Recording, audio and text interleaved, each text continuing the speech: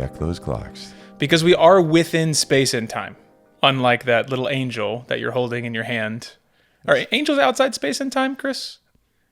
As created beings, they are by definition extant within space and time, though they may operate outside of those boundaries. You guys, I wish you could just see how this guy works. At some points, his brain just turns on, and he turns from goofball to genius, and he's just dropping words like extant. I feel like I'm like, okay, I've read that before, and I think I know what that word means. So that's Chris Tillman. He's bright. I'm Josh Holland. He lets me be around, and this is a time to think. We have a special guest today, Josh. Yes, Chris is holding.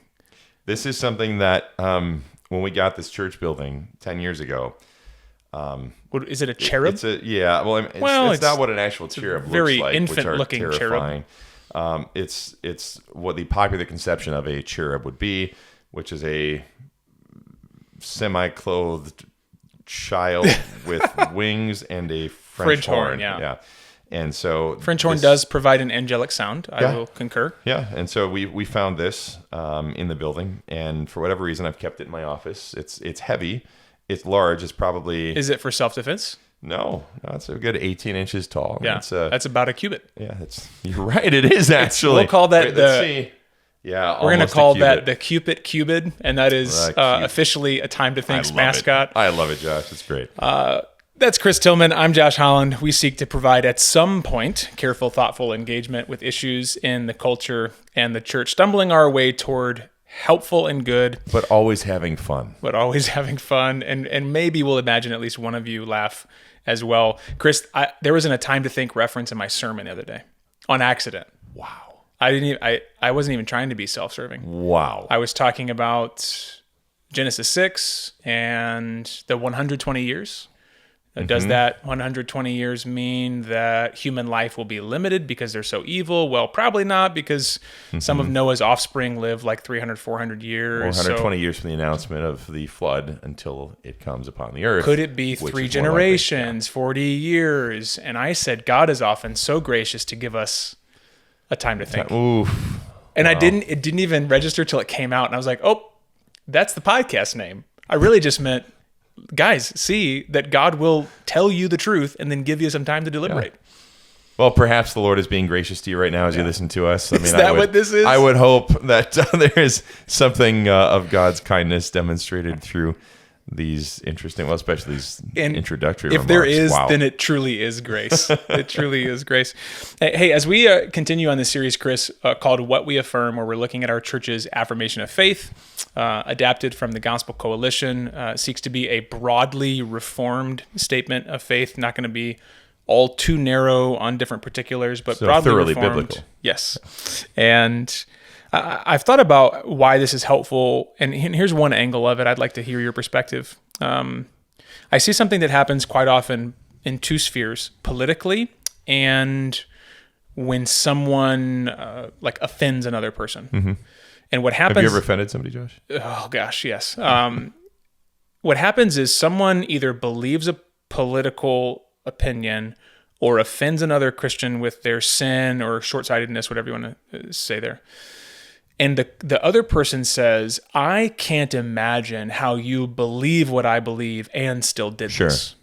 Now, that may be a rational thing to believe. How can you believe this about who Jesus is and still do that? Yeah. How can you believe this about how Jesus is? How can we have the same core of beliefs but get to wildly different conclusions? Yeah. Now, here's where I think the problem comes is usually we then reverse engineer it to say, because we have wildly different conclusions, you must not actually believe what you say you believe. So we start from one end, go to the other, and come back. And I think that's a real problem where we're dealing with someone in front of us, and maybe they really have sinned against us. They have offended us. And we're thinking, our first thought is, well, they might not even be a Christian. Right. Or someone votes differently than us. And we say, well, then they might not even be a Christian. And it's a really quick gut reaction that we need to find a way to make this complex situation overly simplified. And so we say, well, your current action tells me you don't really actually believe what you say you believe. And so a big part of this project is we need to practice spending a lot of time drilling down, committing ourselves to reminding ourselves what we believe. Yeah. How would you see those types of problems?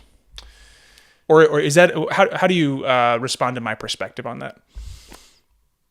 I mean, that's what we're doing, right? I mean, taking the time to think is effectively what we want to head off these types of issues where we are reactive and not proactive, where we are uninformed instead of informed. Being careful is good, right? Decisive is also good. We want to be careful and decisive at the same time. We want to be careful with people. We want to be decisive in decision making, right? And unfortunately, the way that we function quite often in this culture is we're decisive with people, and we'll be careful with ourselves. You know, we're going to think through like, oh, what does this mean for me? And what does it mean for me? And what does this mean for me? And what does it mean for me? And yet we'll look at other people and just be decisive about them and say, you know what, I don't want to take anything into consideration. We want everybody to take us into consideration. Like, well, I was having a bad day, or it was a full moon, or you know, I would just insert any number of excuses that we'll give to people. Like, and I think one of my favorites that I have a hard time with this one. People say, well, you misunderstood me. Like, okay, help me understand you then. Yeah. Because just saying you misunderstood me is a cop-out, right? If you want to be understood, then you should be careful in how you communicate. And if you're not careful in how you communicate, then at least apologize for the fact that you were careless in your communication. And so, yes, we want to cultivate a sense of carefulness with other people and recognizing other people are coming from a particular place, and we want to be unified in things that are significant, central, key, core to who we are, and really that is the kind of the place where we begin as Christian people, at least, with carefulness in how we regard each other.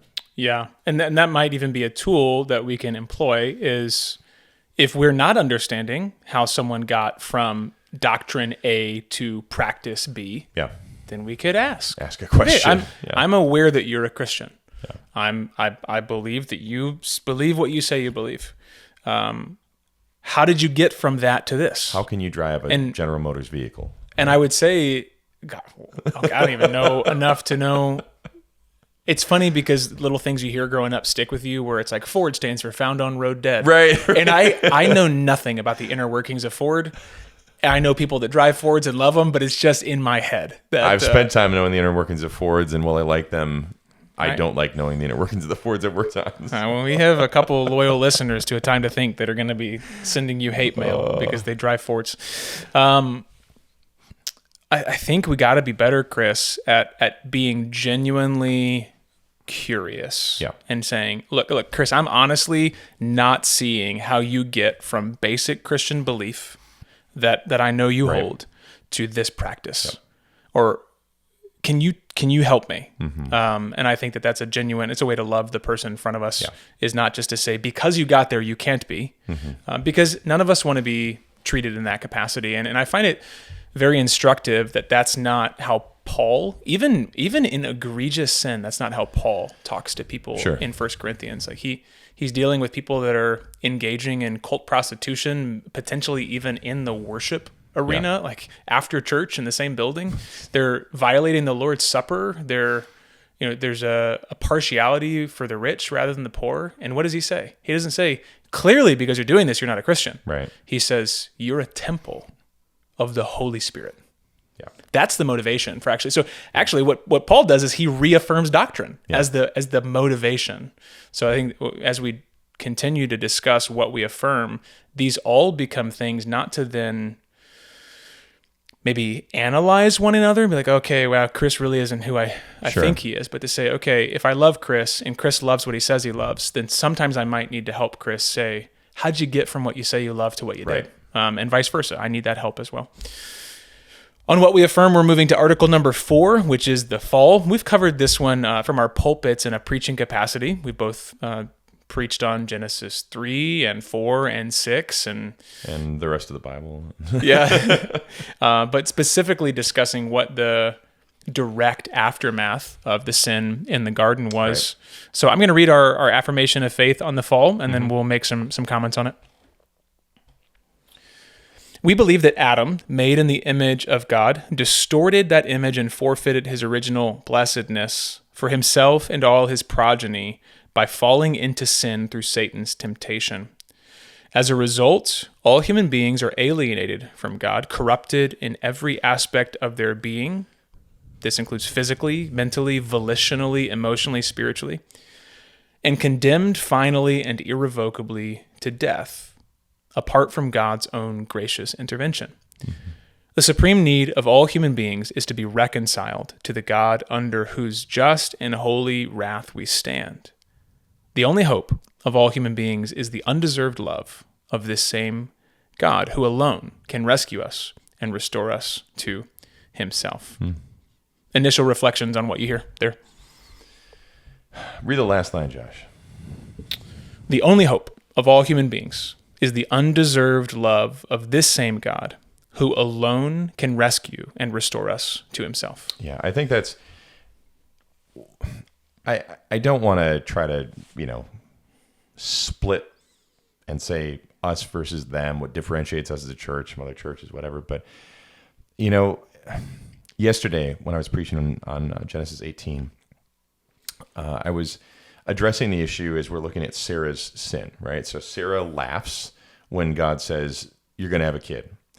And it's one of the one of the strangest Don't laugh, passages. Chris. Yeah, exactly. One of the strangest passages in really most of the Bible for me is over the years I've read this one. I'm like, this is curious how Moses records what happened, because Sarah tries to cover her tracks and she's like, I didn't laugh.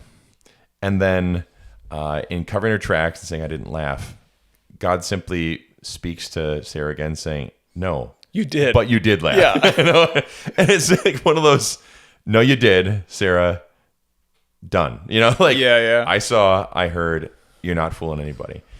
And I made the point of saying, like, within the Christian experience for a lot of people, we hear this phrase messy, okay?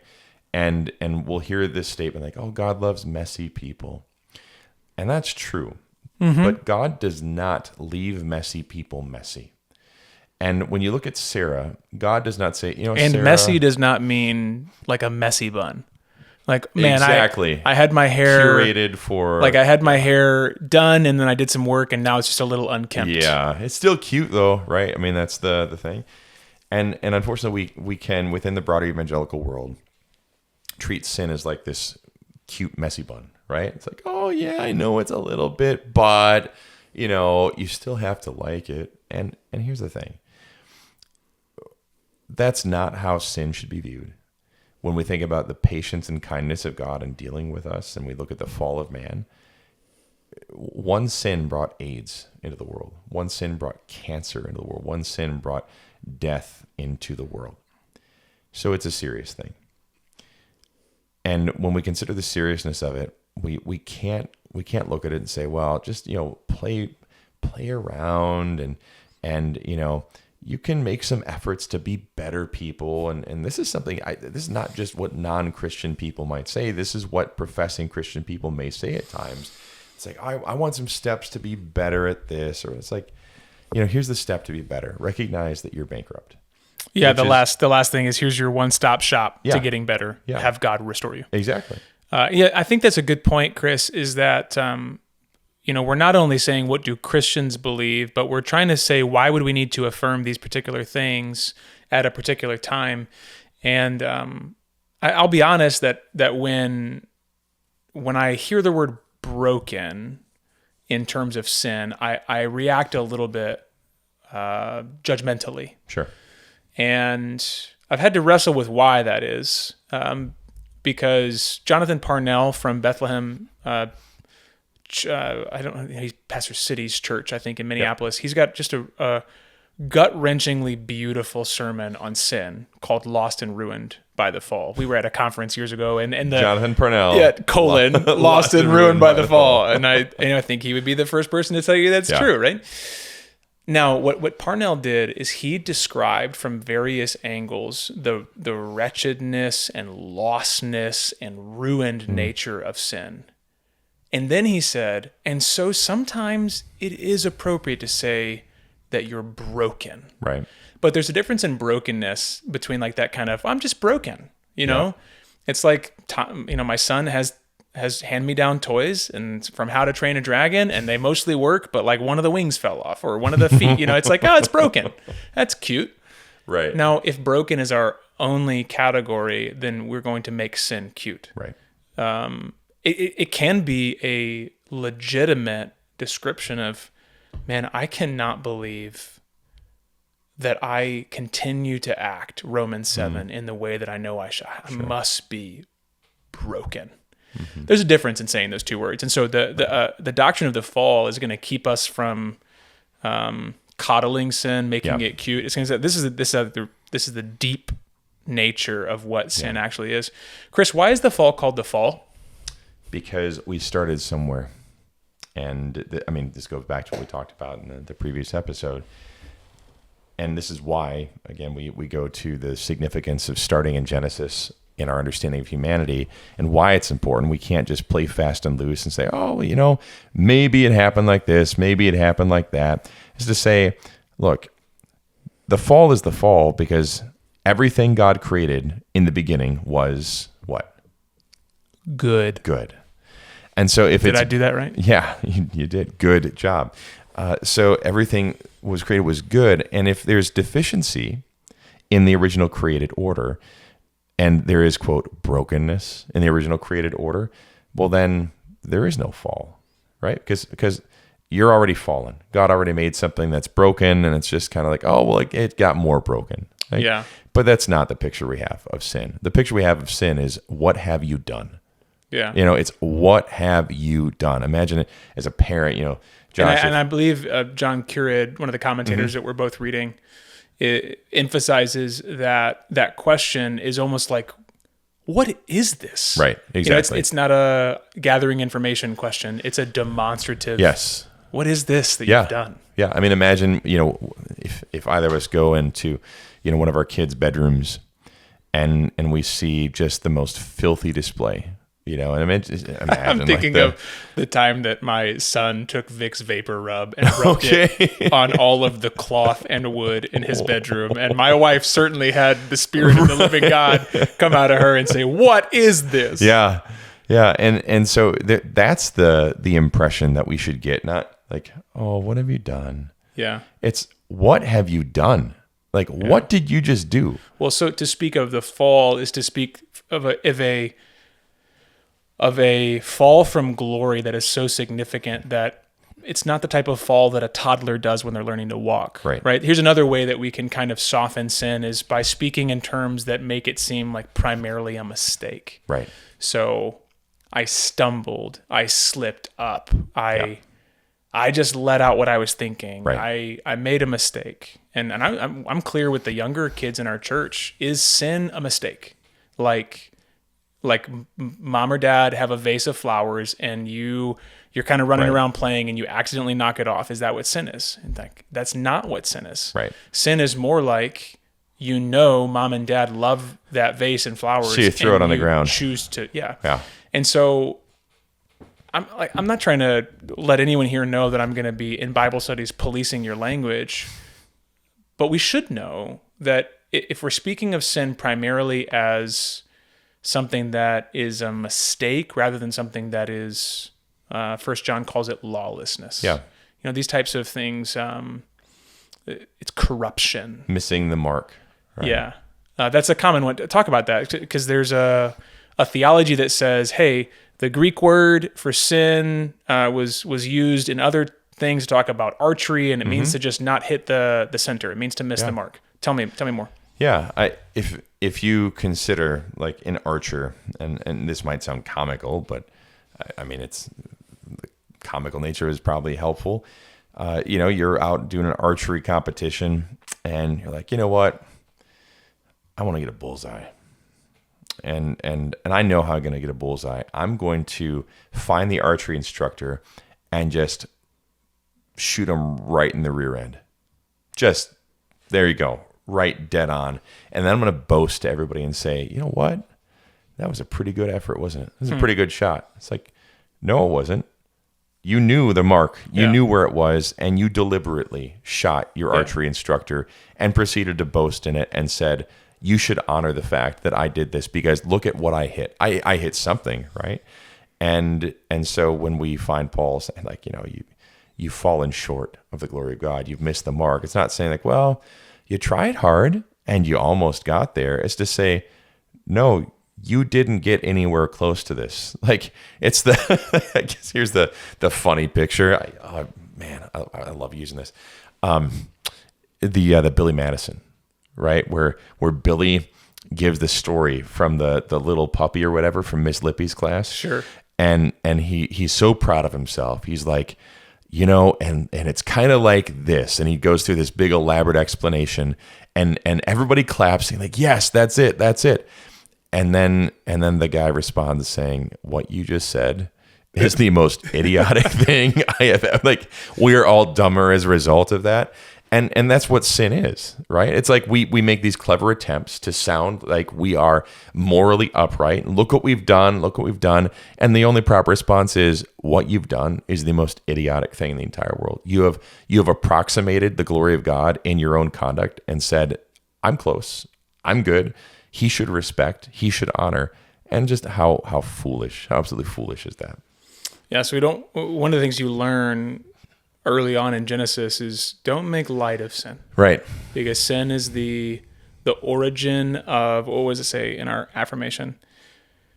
Adam distorted the image of God. Yeah. Forfeiting his original blessedness by falling into sin. And blessedness meaning happiness. Yeah. Right. He, as I was talking to our congregation in the sermon on Genesis 6 about the thoughts of the heart being only evil continually, this... Yeah.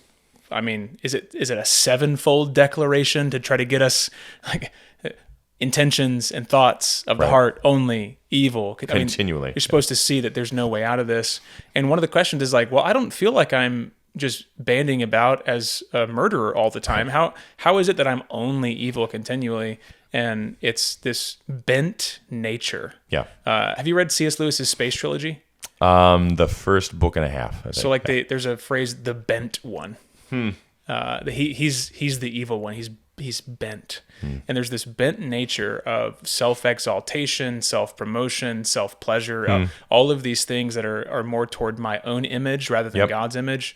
And so that's how we can say, Paul can say, even when I go to do good, evil lies close at hand, because the effects of sin and the fall is not that I just now do the wrong thing sometimes, but that my nature is bent toward the wrong things. Yep. Once again, what will kind of, and this is not just helpful for kids, but for adults, sin is not just doing the wrong things, but wanting the wrong things. Right. And wanting the wrong things leads you to do the wrong things. Wanting the wrong things can lead you to do the right things for the wrong reasons, right?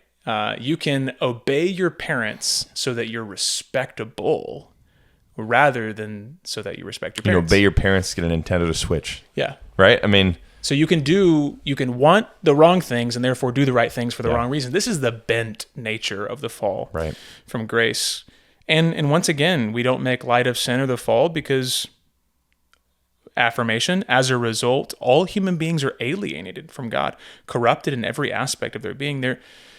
The fundamental love relationship that we ought to have has been severed. Yeah. And you wonder why all of us are clamoring for some degree of acceptance or love. Yeah. And I say us. Like, we're all clamoring in our marriages and our friendships on social media. We're clamoring for the pure, unending, irrevocable acceptance of the God who was supposed to look upon us like Adam and Eve and say, I have favor upon you. Right? And so we've lost that. We're searching for that again, and we search for it in all the wrong places because our nature is bent. What is important about knowing that it's all of our nature, Chris? Corrupted in every aspect of their being, e.g., physically, mentally, volitionally, emotionally, spiritually. Why must we emphasize that it's not just one part of us that is corrupted, but every corner? Yeah, I mean, because we're whole beings with aspects, right? We talk about divine simplicity, right? In the world of theology proper. I think God is not... he's not consistent of various parts, so that he is part holiness, or he is part goodness, or he is part whatever, and he needs to kind of pay attention to respecting each of those parts. It's, no, God is holy, God is good, God is righteous, God is just. And when we think about humanity, are we part soul, part body, part mind? Those are aspects of our being. But at the end of the day, we're whole beings. Right. And so sin does not just touch one part, because we don't really, at the end of the day, don't really have parts. We have aspects of who we are. But, just like it would be really ridiculous to say, like, I'm going to buy this diamond ring for my wife, and I'm going to make sure that they cut this aspect of the diamond. This facet is going to be over here. Then this facet is over here. No, it's a diamond. And so you look at every facet of this diamond. And when you think about the human being, we have facets, we have aspects, but those are all descriptors of the whole at the end of the day. And it's important for us then to recognize this, because when we get into the realm then of what really has been damaged by sin, we look at us and say, I have knee pain. I have hip pain. You think, okay, is this something that is perhaps explained by something regarding the fall? Like, yeah, it is. And I feel differently. My emotions feel different on a daily basis. Is that explained by the fall? Yes, it is.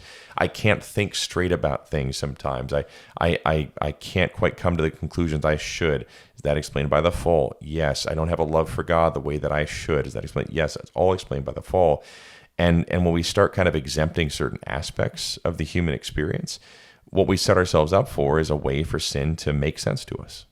And that's a problem. That's a really big problem. It's a passing thought that came to my mind as you were talking about knee pain or love for God, this kind of gamut of different things about us. Yeah. Sometimes if I have to send an uncomfortable message to someone, I will pray that the Lord, that it reaches them on a good day. Sure. Because the reality of how we work is we have our thinking and our decision making, so intellectual and volitional, are affected by the sleep that we get, or the love that we feel, or the current ease or stress of our life. Yep. And we can all probably conjure up pretty quickly. Sometime we sinned against another person, and when we stepped back, we said, "I'm really sorry I did that. I was very stressed." Mm-hmm. Our actions were in some ways dictated by mental and emotional stressors, right? Yep. And one of the things that you can point out just in the one verse, Genesis 6, is it 5? Yeah. Every intention of the thoughts of his heart were only evil continually. Well, what was evil continually? The intentions of the thoughts of the heart. Yeah. Now, those are, in our minds, if we are dividing ourselves, those are three different things. Right. Intentions means purposes and plans. Yep. Like, I intend to do this. Thoughts, we could say that means our intellect, that means our brain. Yeah.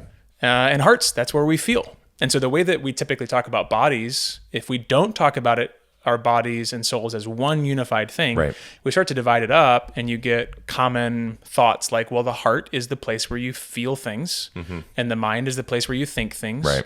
And then you get the ability to say, like, well, I'm just kind of rational, and they're more emotive. And there may be differing ways that someone exercises cognition or thinking than someone else who exercises affection and feeling. And yet we start to divide people into like these different categories, instead of saying, as Jeremy Pierre really helpfully describes in his book, The Dynamic Heart, is to say the heart is a thinking heart, the heart is a feeling heart, and the heart is an acting heart. Yeah. It has thoughts, intentions, and purposes. Like when Jesus meets the Pharisees, he says, "Why do you reason in your hearts?" Okay, so maybe the heart doesn't just feel. Yeah. Which means your feelings dictate your thoughts. Yeah. We can't just say, well, Chris is rational and Josh is irrational. Chris thinks and Josh feels. Because your thoughts are filtered through life experience and anger and hopelessness and love, and like we think with our hearts. We are a whole being, and so when we say that sin affects every part of us, I think you're helpfully bringing up that we want to think of that in two directions. One is we are a unified being with different aspects. So as sin affects the different aspects, thinking, feeling, doing, hoping, it then necessarily affects the whole, because all those aspects to combine to form a whole, right? We cannot with our souls do what we do with our bodies, which is like chop off the big toe. Right. It's like, okay, there's a part of me, the brain, that's just not working. Let me get rid of it. It's like, no, we are a unified being. You like that one? Yeah. I mean, that was off the hip. That sounds like a process. What about the aspect of condemnation that comes from the fall? The next part of our affirmation is, because of this alienation from God and corruption in every respect, we are condemned finally and irrevocably to death. Why does the fall not just... there's a way that you can talk about sin that's like, hey, that leads to death, be aware. Right. And that's true. We want to be able to warn people and say, the path I'm seeing you go down, it actually leads to not good. Yep. But sin is not just, if you go down that path, it leads to death. It's, you're on that path. And this says irrevocably. How do we deal with that kind of language?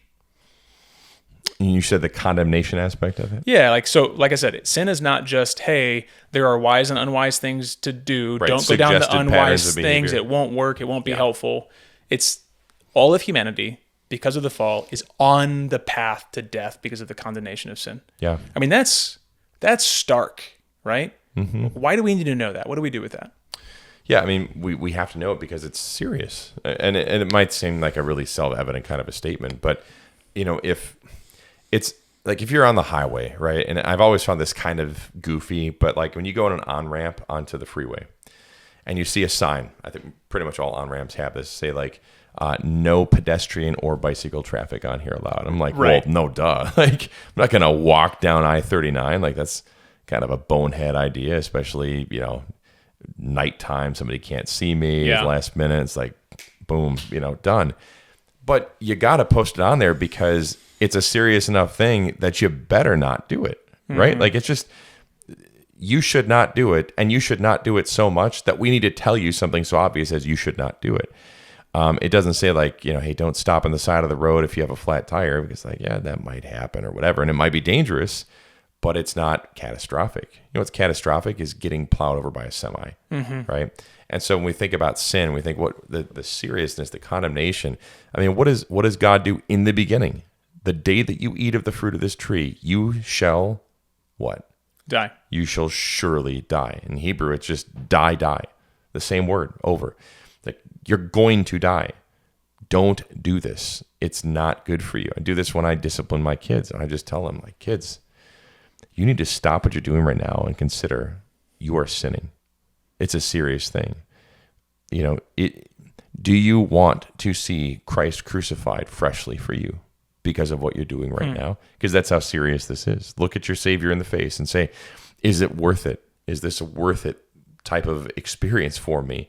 And that puts us in a position we recognize the significance, the condemnation attached to sin, to say, man, like I need to pull back here. Like, I need to pull back. I was going to ask you, so I'm glad you started down that road, how all this leads us not to just see, there's kind of a late 1900s Billy Graham evangelicalism that's like, okay, we need to drill down this so that we can do an altar call so that we can get people saved, and that's the goal. And so it's sin and salvation.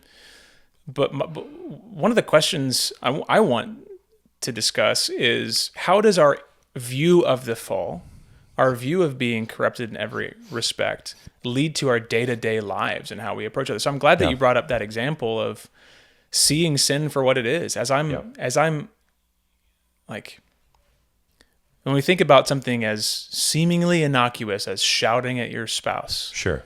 and then you want to come back and say, I didn't mean to do that. Do I reckon with the fact that I did want to do that? Yes, exactly. I actually wanted to hurt them. Yeah. Like, that's what sin, if we're going to have a vision of the fall, we need to be able to say, I cannot get out of this by just saying I didn't mean to. Exactly. I can't say that in the face of the Lord. Like, he knows what I meant. He knows what I wanted. He knows that I thought in my soul, don't do that. And I still did it. Like, this is where a deep view of what sin is, it should lead us to check ourselves quite often around other people, because you said something maybe earlier this podcast or the last one about how we are decisive with other people and charitable to ourselves. Yeah. And if anything, a vision of the fall should flip that. We should we should be decisive about ourselves and charitable toward other people, because we know the log that's in our eye. Well, I think that's that's the obscuring reality of sin, is that we don't. When you made the statement about, I didn't mean to do that, what we're effectively doing is we're saying, I don't want to be self-aware right now. I don't want to actually acknowledge the fact that I'm the type of person that would do this very thing. And I think, where sin is so obscuring is in that this, when Jesus condemns the Pharisees repeatedly, he says, take the log out of your own eye before you try to take a speck out of somebody else's, because sin is so deceptive that for any of us, this is not just a single individual, for any of us, our sin is always much more benign than it actually is. And so to have a right view of sin it's personally protective for Christian people to say, like, yeah, you know what? I years ago learned this. I know Dave Ramsey says this. I'm not a Dave Ramsey fan, so I won't attribute it to that because I didn't learn it from him. But C.J. Mahaney years ago, it's a book. I actually think I have it over on the shelf there somewhere. A little book where he said that when he like orders something at Starbucks or something and asks how his day is going, he'd say, better than I deserve. I've heard you say that many times. Yeah. And that is a self-rehearsing, self-coaching statement to say, no matter how my day is going right now, no matter what's going on, here's what I want you to know about me. I want you to know that I am much better than I deserve. Yeah. Because if I were feeling the way that I deserve to feel right now, I'd be leveled, Sometimes I'll say worse things have happened to better people. There you go. Yes. Just, I don't know that maybe I'll be more conscious when I say that about that kind of reality. Sure. But that is one thing I'll say to get my head out of my own complaints is, there have been worse things that happen to better people. Yeah. So we drive down to the depths of that. Mm-hmm. But even our statement on the fall does not leave us there. It's that we are condemned finally and irrevocably to death apart from God's own gracious intervention. Yep. The supreme need of all human beings is to be reconciled to the God under whose just and holy wrath we stand. Mm-hmm. Now, as Christians, let's pause there for a second. Yeah. Let's say we don't know Jesus, and someone says, your supreme need is to be reconciled to the God under whose just punishment you stand. Yeah. You and I should think, how on earth does that happen?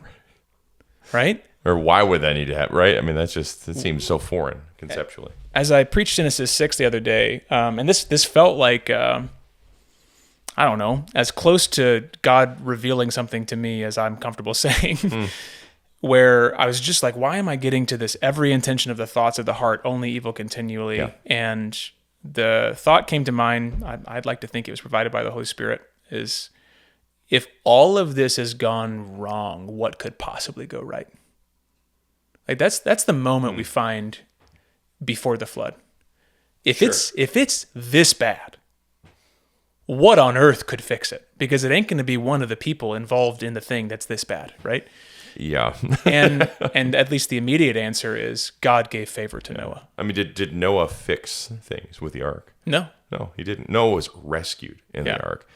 It was not God looking for Noah to provide a solution. So like, Noah, can you just figure this out? These people have some problems.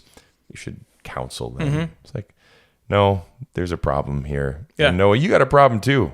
And even you could go one step further and say, Noah didn't figure out there was going to be rain and figure out he needed to build an ark. He was told. It was revealed. That's gracious revelation. God saying, if you by faith understand what I'm saying, I'm graciously revealing to you a way out. Yep. And you need to obey. Yep. But it's by faith in my gracious revelation that you're going to be rescued. And that's really a beginning of the picture of who Jesus is. It's by our faith in his gracious revelation of the cross that we become to be saved. And so when we emphasize what sin actually is, and I really would encourage you to go listen to that Jonathan Parnell sermon, Lost and Ruined by the Fall, because he just lovingly and compassionately uncovers what it means to be ruined. It's a good message. Very good message. And when we realize we are ruined, like Chris, I'm the type of guy who can be anxious for 3 weeks and realize I'm not actually anxious about the church. I'm anxious about myself. Yeah. And there's a large difference between Paul saying he has daily anxieties for the church, meaning for the good of the church, the health of the church, the growth of the church, the maturity of the church in Christ, versus me being anxious about what the church thinks of me. Yeah. And then you look at that and you go, what kind of person am I? Like, I'm ruined. I can't. You are lost and ruined by the fall. I know. At our prayer meeting the other night, I just said, guys, I cannot control my mind and I'm kind of mad about it. Could you pray that God would help me? Like these are the hearts of people who have tasted our ruinedness, our brokenness, our Real need for brokenness, rescue. right? Yeah. And honestly, you said that self-evaluation piece.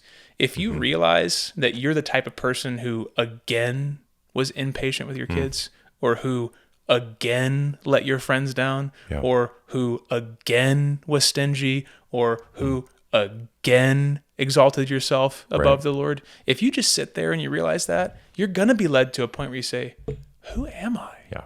And that is the moment where the rescue of Jesus, the gracious intervention of God, becomes so uplifting. I mean, like, lift up your head, son.